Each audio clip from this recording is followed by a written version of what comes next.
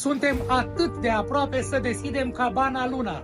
Salutare! Marian de la Cabanele Galaxy sunt și astăzi vreau să vă prezint în ce stadiu ne aflăm cu lucrările noastre. Să nu vă speriați de debandadă, mai avem câteva lucruri de făcut, dar majoritatea pieselor de mobilier sunt deja în cabană. Avem canapea, masă, scaune care trebuie montate. Aici este mobilierul de terasă. Cam așa se prezintă terasa și cam ăsta este apusul pe care îl poți vedea la Cabana Luna.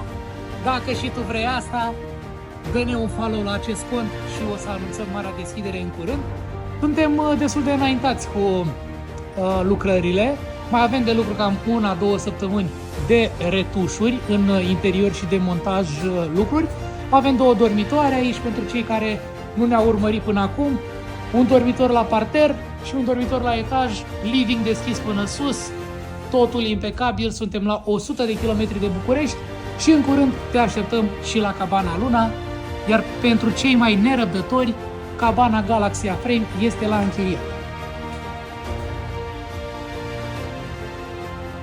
Și e gata, ia uitați cum arată Cabana Luna. Puneți în comentarii dacă v-ar plăcea să vă cazați la această cabană A-Frame. Pentru cei care sunt interesați, am dat drumul la rezervări începând cu 1 martie 2025.